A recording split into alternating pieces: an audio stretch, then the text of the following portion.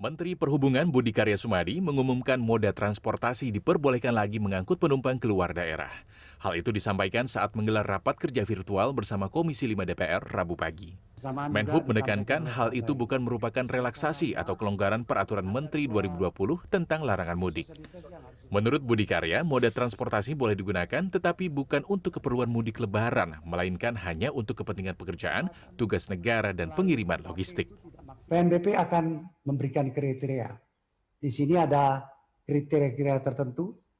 Nanti PNBP bersama Kementerian Kesehatan bisa menentukan dan itu bisa dilakukan. Jadi rekan-rekan kita yang dari Pengumuman angkutan penumpang yang kembali diizinkan beroperasi ini disambut baik oleh sejumlah anggota Komisi 5 DPR. Bahkan ada pula yang berharap kunjungan dinas ke daerah diperbolehkan membawa anggota keluarga. Meski begitu, mereka meminta dilakukan tes COVID-19 sebelum berangkat ke daerah tujuan. Nah, kemudian selanjutnya Pak, kita juga gembira tadi Pak Menteri Perhubungan sudah menyampaikan bahwa ada ruang-ruang bagi kita para petugas negara, pejabat negara, baik itu Bapak-Bapak sekalian maupun kami DPR, karena kita sama-sama punya tugas konstitusi ke masyarakat. Akan tetapi mungkin saran kami Pak, bahwa itu pun harus kita perketat benar-benar. Kita juga perlu ada jaminan bahwa sebelum keberangkatan sebaiknya kita melakukan tes COVID saat itu.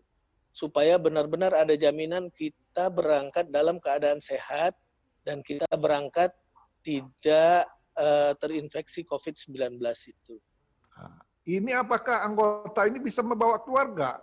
Karena kadang-kadang anggota ini kalau dia dinas itu keluarganya mau ngikut. Nah ini perlu ditanggapi juga nih.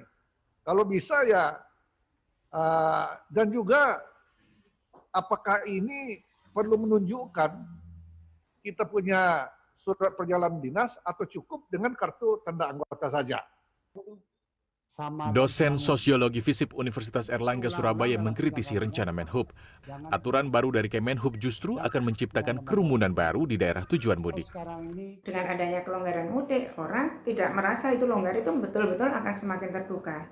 Dan saya kira yang akan kena dampak itu adalah daerah-daerah, baik itu provinsi, kabupaten, kota yang memang melakukan PSBB.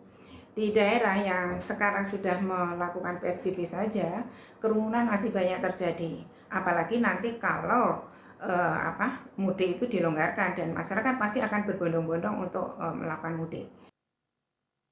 Sebelumnya, Peraturan Menteri Perhubungan Nomor 25 Tahun 2020 dikeluarkan pemerintah untuk mengatur pengendalian transportasi darat, laut, udara, dan perkereta-apian untuk mudik di tengah pandemi virus corona. Dalam aturan tersebut, larangan mudik untuk kereta api dimulai 24 April hingga 15 Juni 2020, untuk kapal laut mulai 24 April hingga 8 Juni, dan untuk angkutan udara mulai 24 April hingga 1 Juni 2020. Tim Liputan, CNN Indonesia.